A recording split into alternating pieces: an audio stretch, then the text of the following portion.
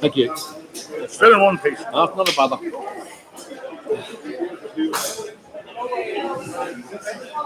This isn't wrong.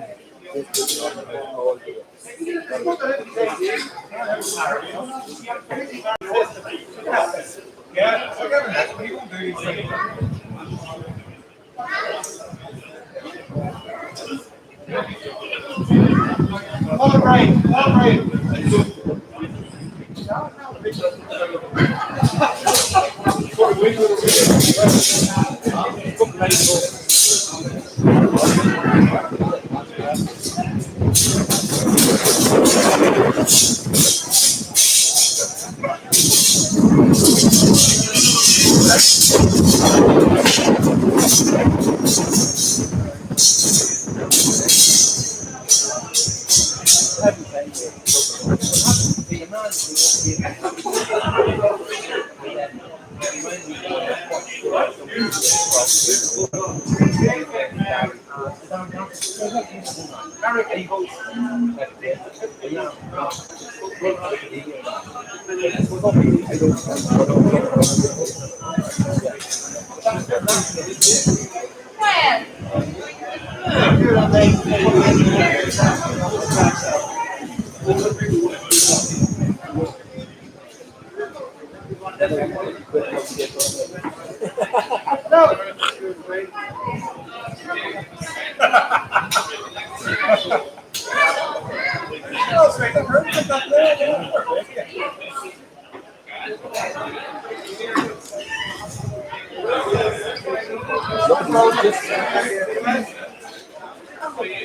think it's lovely because that's around here.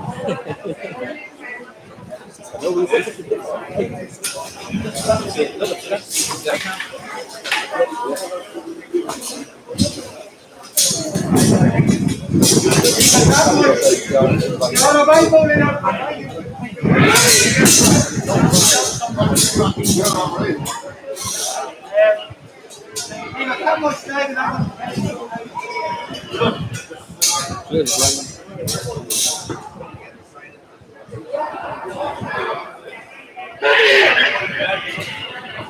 Pete?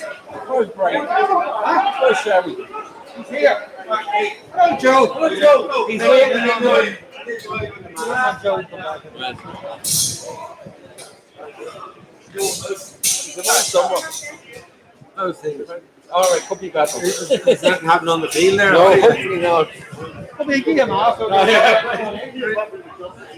get him to sign this. Have my mother goes and scholars as well, and it's just the mind of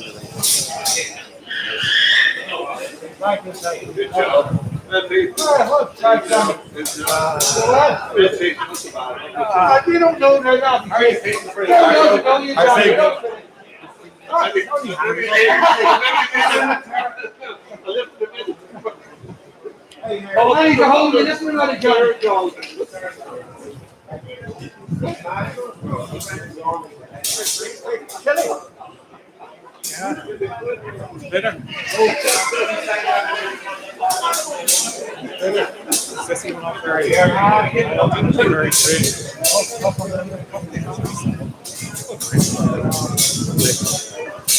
Nice way to look after us so well.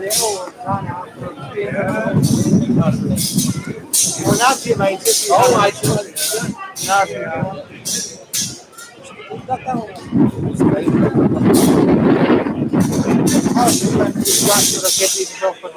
back out of it and coming back and wasn't fit to go home and went off for whatever sort of probably would be interested to see if there's a what report comes back on the work. Hey, the mother, the time before she was saying from our man,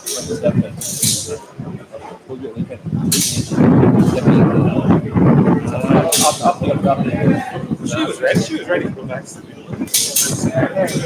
We're ready for 2 days there. very bad one. It's great having a stand tonight like that, isn't it? I have to put heat in it. Some job heat now. You know. Yeah. That'll be the next stage. Yeah, but blankets you want now. Is it? Then we're ready to go for the stairs down. Broadband at our house, yes. So it's some one house. And if we've had looked about something, so you know, that's Somebody's called great broadband. Just the phone line in the house. Not all the time.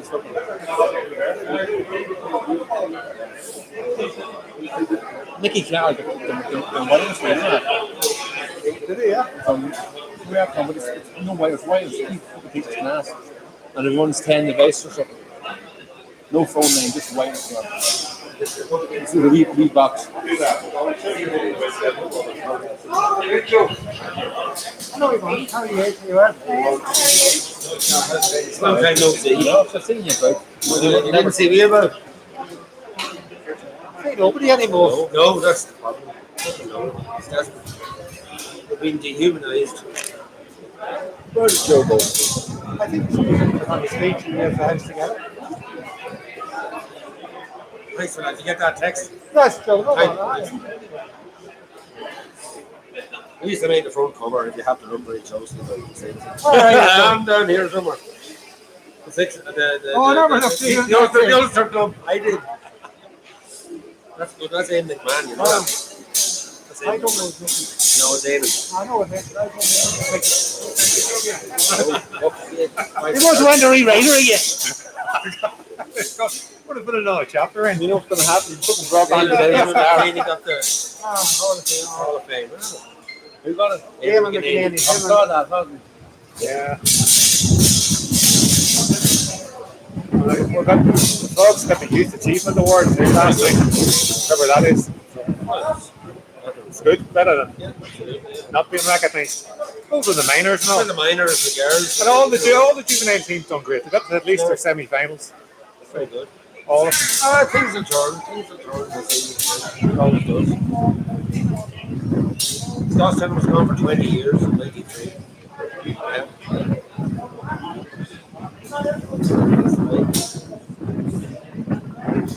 How did you chat? Well, you get cracking. As a matter, I was just driving past it then there just to see was there anyone in it. There seems to be a few in it. Tell you what, we went to school in 2 years ago and there wasn't something else. The what? That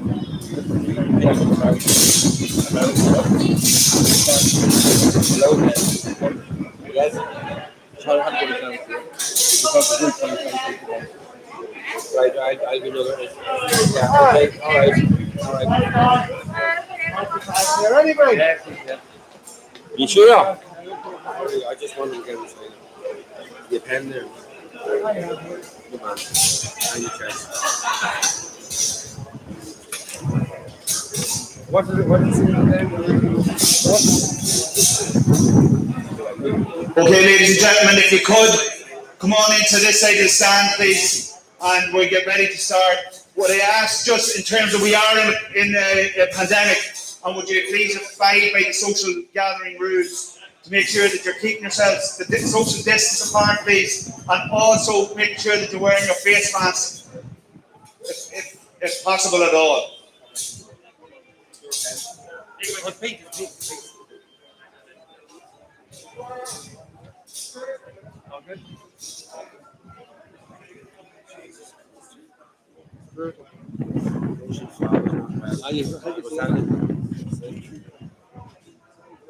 One ahead. Huh? Is he in hospital? Come on ahead in and give yourselves a bit of space. Mind him at home, sure. Nobody.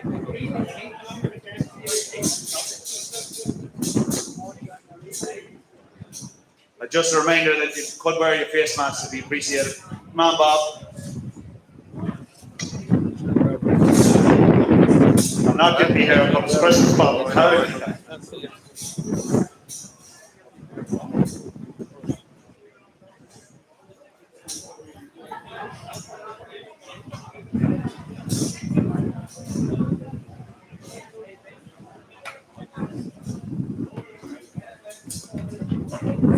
Hello, Declan.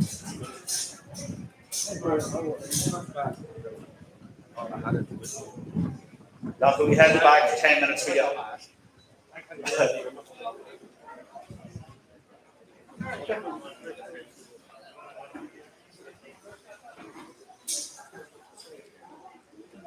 Okay, so you're all very welcome along this evening to the launch of the club history, which is going to be launched now in a few moments by Joe Hannerty, our author. I'd like to welcome everybody that's joining us on Facebook. We're streaming this live this evening. We've learned how to stream everything in the club through COVID, and it's a great facility to have, and we welcome everybody that's listening in from home and the people that know that we're listening in from abroad. So you're all very welcome. You're all very welcome here this evening to the stand at St Mary's Park. And as I said, people out in the cars or people in the cars that don't want to come out just because of COVID, you're also very welcome. Just a quick outline. We will be as quick as we possibly can. We'll just go quickly through it. We'll have Mac Malone, our club chairperson, who's speak. We'll have Joe Hannerty, our author, and the man's behind the whole project of the club history. And then we're going to have Dr. John Duffy. And John is originally from the Crescent and lived in Castleblaney up until into the early 70s, but then headed off to America and ended up in the University of Harvard. So he has been the proofreader of the book, and John will speak to us about the book. And then Joe would like to make a presentation to a couple of people when we're, in terms of wrapping up. He'd like to make a presentation to Pete McMahon from McMahon Super Value and to Anthony McArdle from McArdle Office Supplies, who kindly sponsored the book. The book itself, sorry I don't have a copy just on me here, but you all have seen it outside, is on sale for €25. It will be, Joe will be signing books afterwards. If you want to do it, we'll do it in the media room and try and get out of the cold. And I was saying books will go on sale tomorrow, and the books will be on sale in Acknowledgements Sports, our main sponsor. It'll also be in Pete McMahon's Super Value and Centra, another one of our sponsors, and in Ortis's Londis on the Dublin Road, another one of our sponsors. So we're very lucky to have all our sponsors selling the book for us over the period of time. It's also on sale in Katie Duffy's. And Joe tomorrow will be in the Glencairn Shopping Centre to sign books for anybody. And please spread the word to go down to Super Value and get your book signed, or get your book signed by anybody, or get signed for somebody by Joe. And I know personally I've taken the book, I bought it for my own children, and I was saying that it's a great idea to buy a book for a child so that they can pass that club history on. I was very fortunate to have the book from 1984, so I would encourage as many parents to get books for their children so that it can be passed on to the next generation. The book itself is fantastic. It's absolutely fantastic. So with that, I just want you to know something. The proceeds of this book are being donated to the club, and that is hugely important in a particularly difficult year in COVID. I say Joe has put a huge amount of time. He's made a very, very generous donation to the club, so all proceeds of the book are going to go back towards the club. And anybody that's involved in the club will tell you finance is difficult at the moment just with COVID, and we're also building this massive project out the back. So with no further ado, I'd like to welcome Mac Malone, our club senior chairperson, just to say a few words on behalf of the club.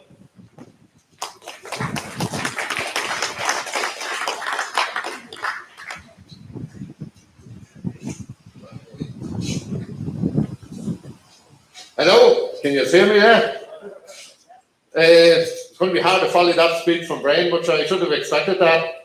However, we're here to launch the book, and I've had the privilege of having an early copy of it, and I have to say it's, for anyone associated with Castlevania or Castlevania felt, it's a must-have. There's so much in it that it's going to take a long time, and whenever you put it down, you are going back to lift it up again.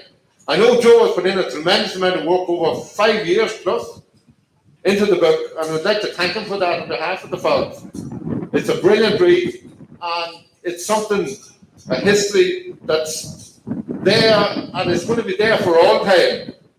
Even, you know, as we're talking, the club is still making history. And the fact that we at Camp Convention last night, the Youth Award went to Castlevania, and our own Eamon McInerney was inducted into the Hall of Fame, and well and deservedly so, along with so many other Laney players of the past. So, just, we're conscious of the night that's in it. It's not that pleasant, but it's great to see such a turnout of people here. I know you're so well spread out, and I'll hand you back to Brian here just to conduct proceedings as only he can. Thanks. Thank you, Mac. Thank you. I just, before we call on Joe, Joe is our historian of the club. He's been very, very good to the club down through the years. And just to give you a wee bit of history on Joe, he's going to tell us all about the history of the club and the players and whatnot that we've had down through the years. But for people that don't know, Joe was born in 1951. He was born into a family in Mucknow Street. His mother was Mary, his father was Joe. And he was born into a family with 2 sisters and 6 brothers.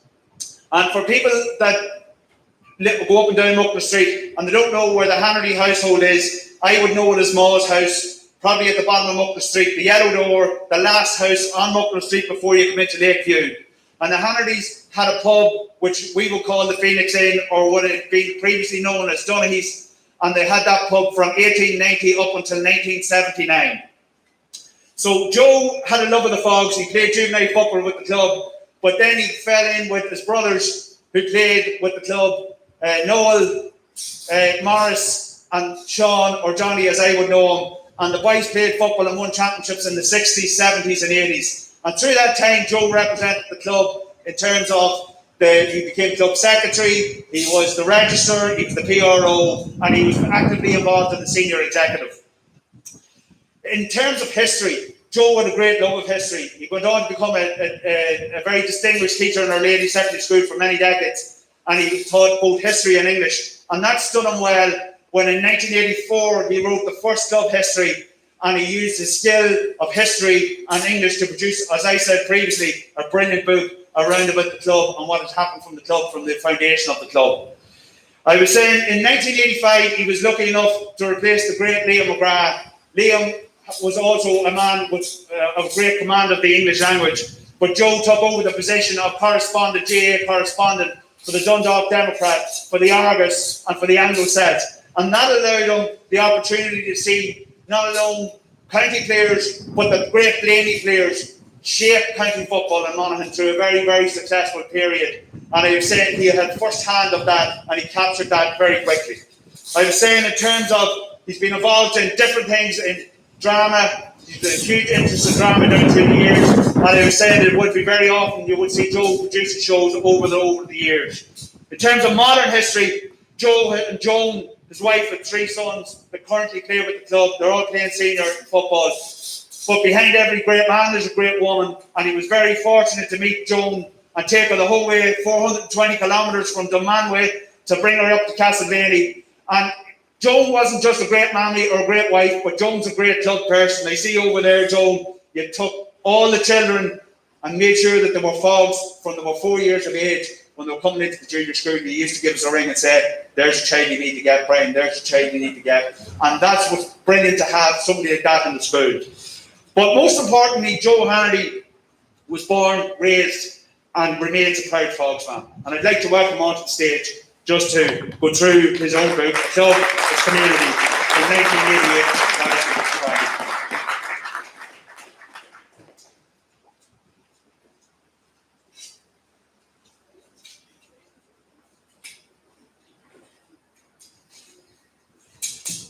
Didn't quite recognise that person that Brian was talking about, but I'm sure it's okay. Good evening, everybody, and thank you for braving the weather.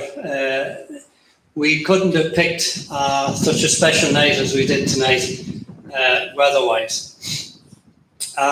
We thought long and hard about a venue to launch the book, to launch this history, especially with the COVID restrictions.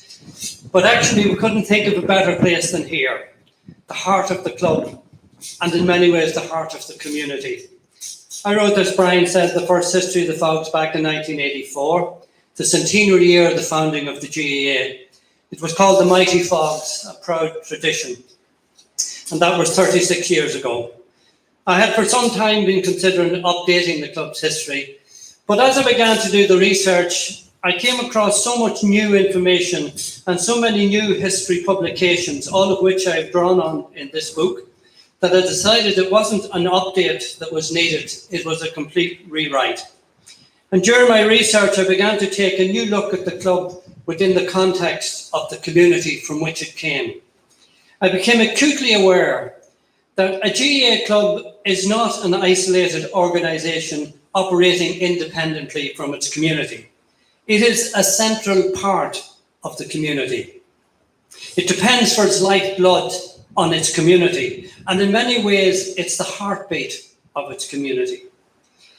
Because it's about more than sport and culture.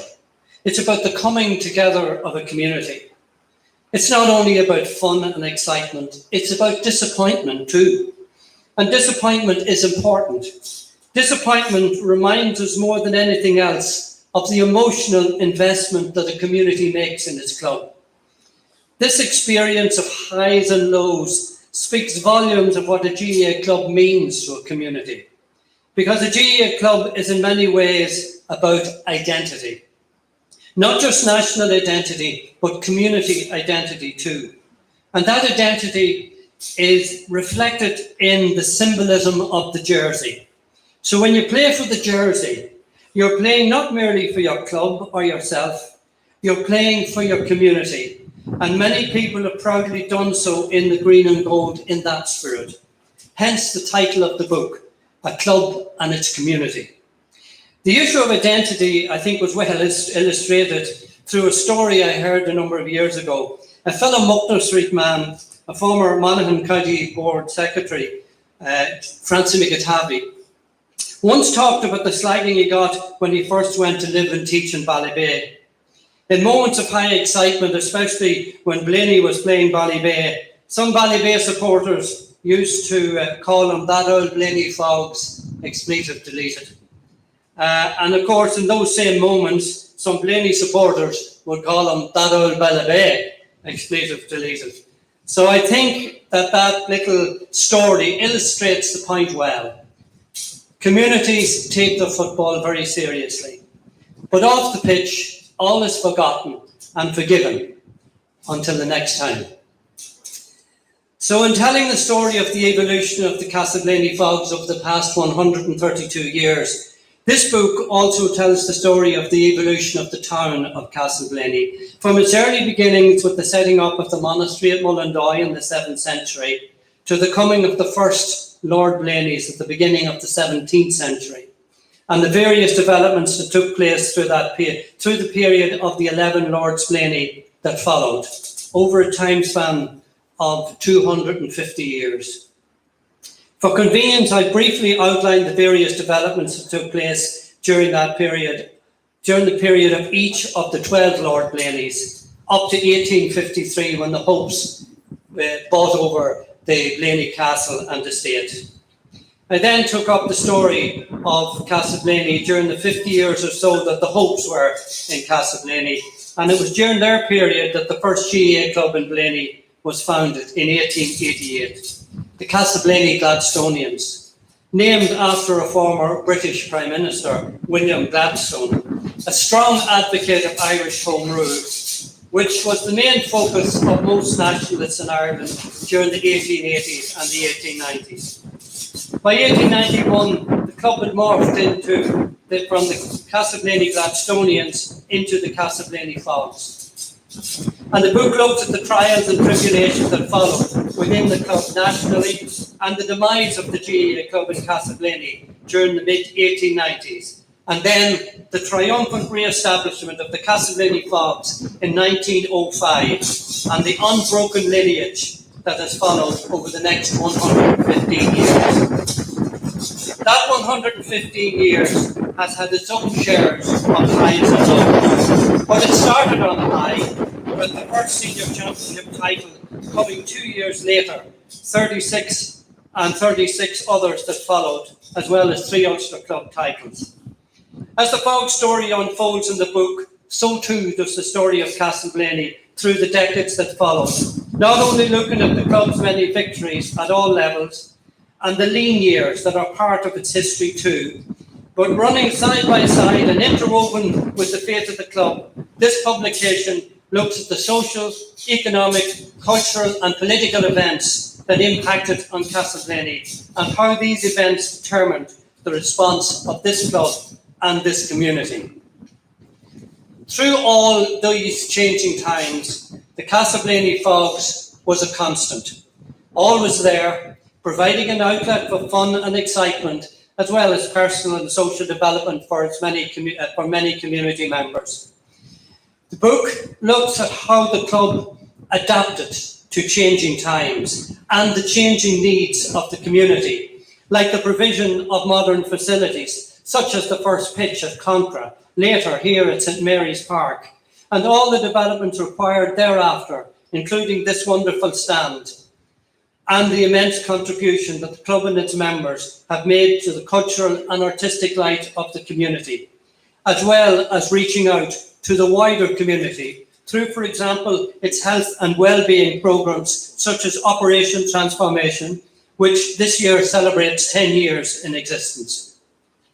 But, as always, providing an outlet for sport and culture, making its All-Ireland mark in Scorn na Óg and Scorn na Shinse, all the while maintaining its status as a premier football club in the county, with a range of prestigious trophies at all levels. It looks at how the club continues to strive to maintain that status. This is not to say that it hasn't wobbled occasionally. It has done that too on numerous occasions over its long history. But it has never flinched from its vision of responding to the needs of the community from which it came and in which it thrived. It has moved with the times from being an exclusively male club to go on to make its mark as a ladies' football club as well as men's.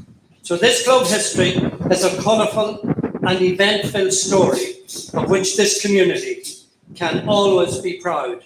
And I am delighted to have had the honour of telling that story, and I hope that I have done this club and this community some service. Thank you.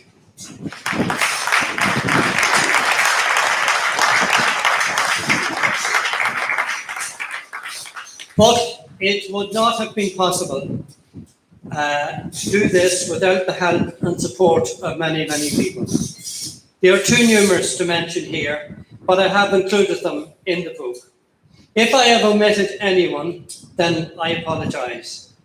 But there are a few people who made an special contribution to the book and to tonight's launch. First and foremost, my wife Joan, who was fully engaged in this project from start to finish. And when I lost my speech earlier, she managed to find a copy. Dr. John Duffy, who painstakingly proofread the book through all its stages and made some very valuable suggestions. To Martin Hanratty, who did the layout and the cover and all the artistic work in the book. To Fintan McTiernan, who searched out and provided many, many photographs, and on many, many occasions I was on the phone to him looking for another one.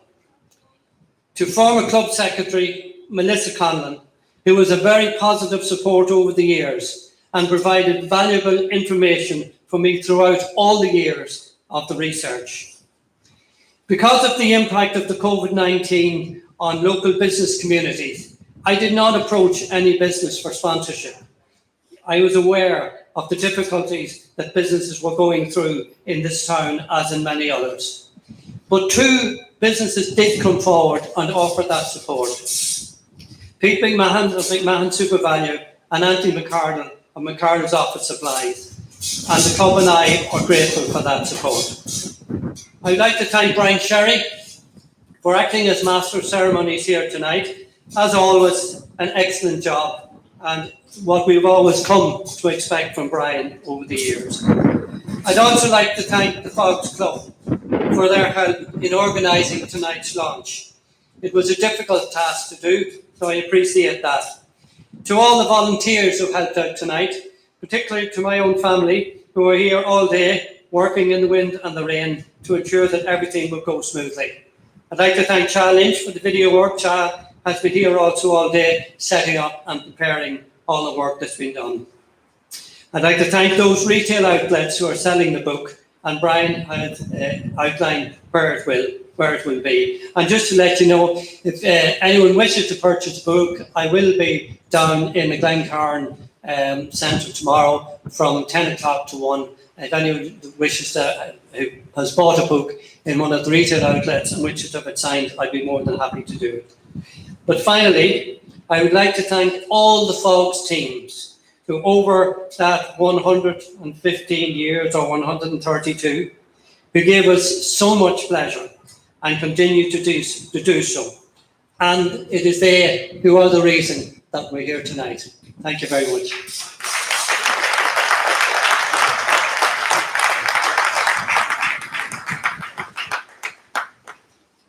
Thank you very much, Joe. The next man I'd just like to call on is John Duffy. John was reared in the Crescent and played with the Fogs from a very early age, and he won a minor championship in 1961 and then graduated on to the senior teams of the 60s. In 1967, John headed off to America to enhance his education and went off to study ancient classics, Greek and Latin, and intended only to stay there for 2 or 3 years. But 47 years later, he completed his teaching career in the University of Harvard. In 2013, he retired and he moved back to Dublin after many years as being a professor of medieval Greek. And he's been living in Dublin, as I said, for the last 6 years. John's from a proud Fox lineage. His uncle Benny Levy, a local dentist, was a Fox and County player in the 1920s and 1930s. And John and his brother Francis followed in that proud tradition. After that minor victory, he progressed to the senior team and played an important role in those heady days of the 1960s when we won 5 in a row. I would say that he is now the holder of 6 senior championship medals with the Castleblaney Fogs. John's been very closely engaged in the production over the last number of years, as Joe has pointed out, and has spent many hours proofreading the book along with Joe's wife Jo. And he's made very valuable suggestions, I believe, John, in how the book is going to be formatted. So I'd like to call John. You're very welcome back to St Mary's Park, John, and I'd like you to welcome to say a few words on behalf of the club, just in terms of the book. Very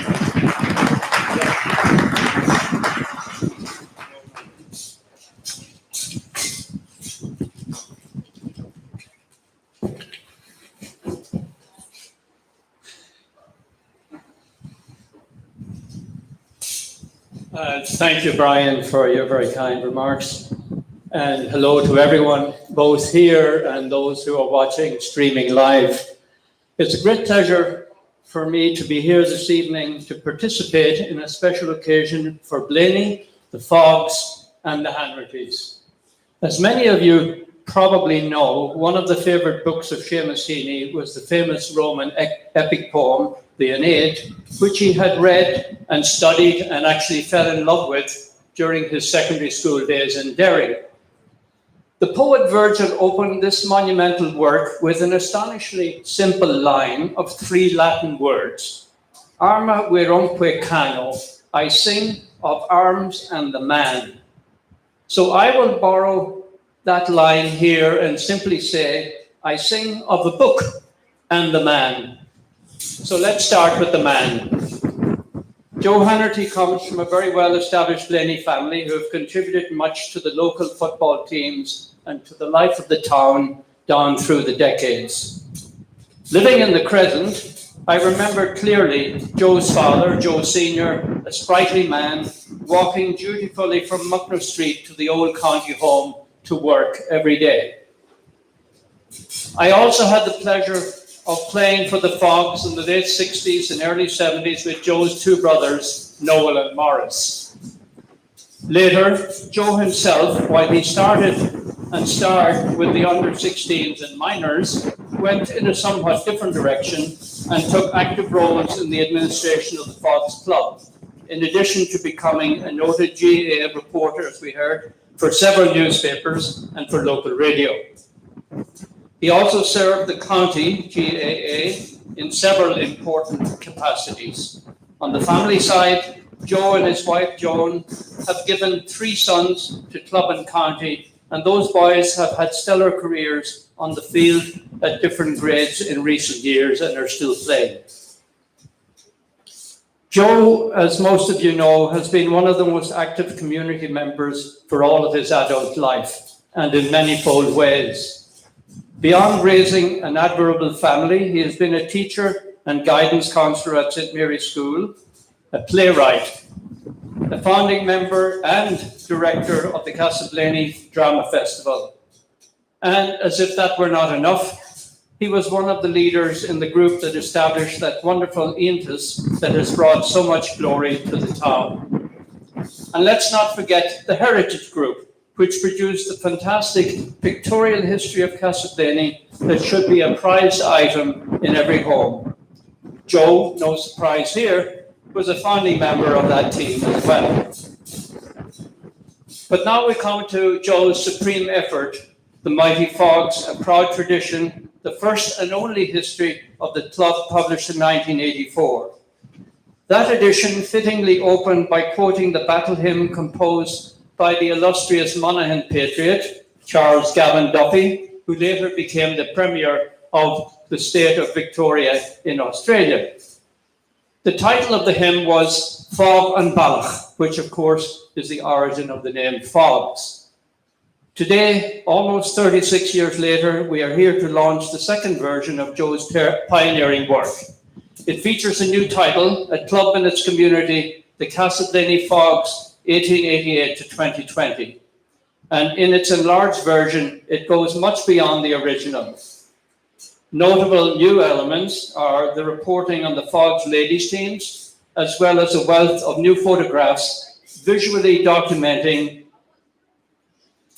the story as it flows from Joe's steady pen. But beyond filling in the picture of the footballing scene since the 1980s, he has incorporated much more on life and notable events in Castleblayney and the surrounding area. Given his first-hand experiences in many of the cultural and social happenings of his own lifetime, it is a great gift to the town and outlying parishes that Joe has put these events on record for future generations. In a real sense, this edition would qualify as an important volume of local history, based on solid and painstaking research. For that reason, I would urge every family in the town to get their hands on Joe's work.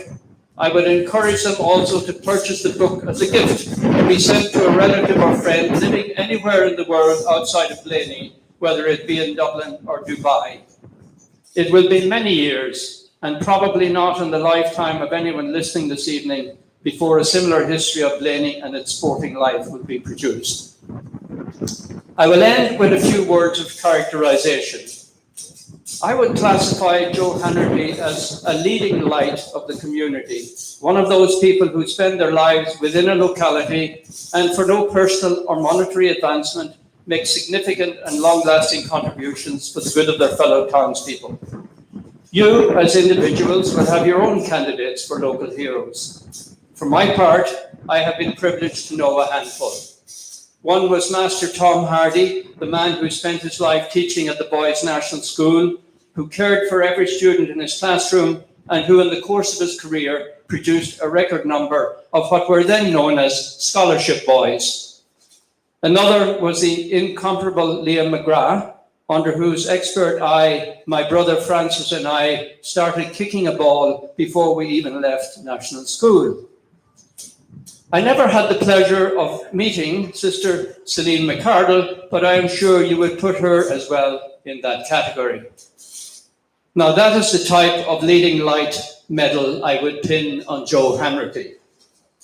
At the beginning of his work, splendidly produced by Castle Printing Services and wonderfully covered by his son, Joe rightfully thanks many people for their help, and they include some of the outstanding women and men of Blaney. But at the end of the day, he is the one who picked up the torch and ran with it to the finishing line. So, in officially launching the volume, I congratulate Joe on the magnificent milestone in his life as a Blaney man, and I wish bon voyage to his book as it begins its new adventure on the waves of time and sets out on its way down the many years to come. Thank you.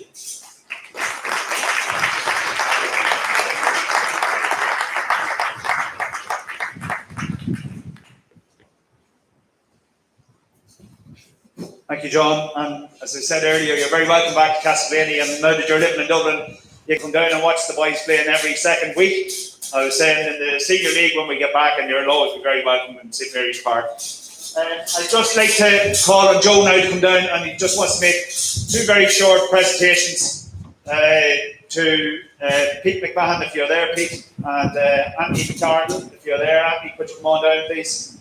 And Joe just wants to make a short presentation. So Glenn and Frank will in and John Duffy, if you come on down, please, as well.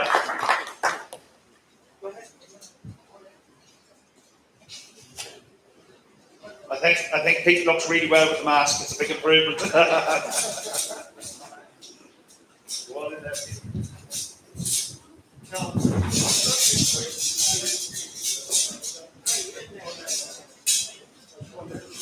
Thank you, Joe.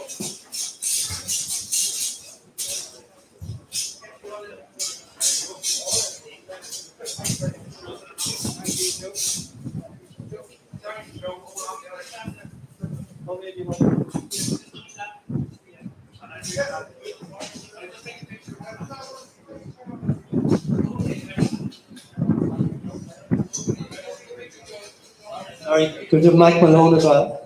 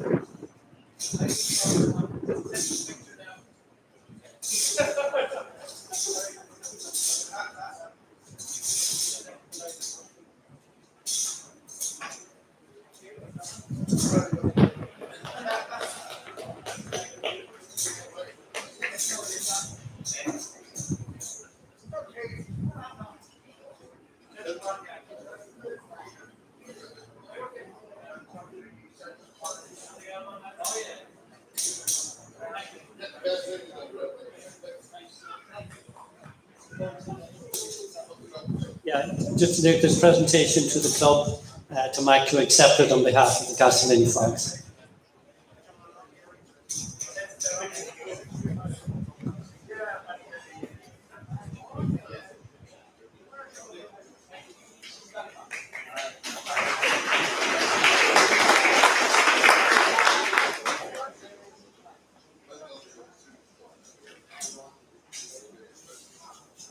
Ladies and gentlemen, that concludes this evening's proceedings. If you do want to get a book, they're out the back at €25.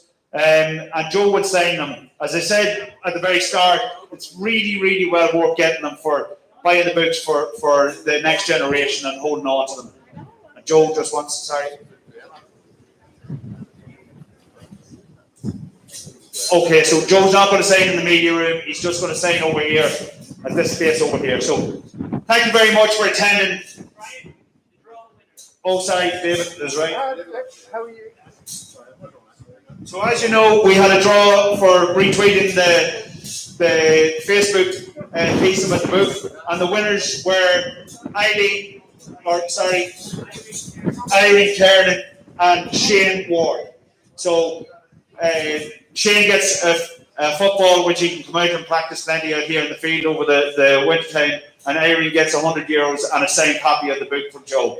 Thank you very much for everybody for attending. Well done, and a happy and peaceful and a safe Christmas to you all.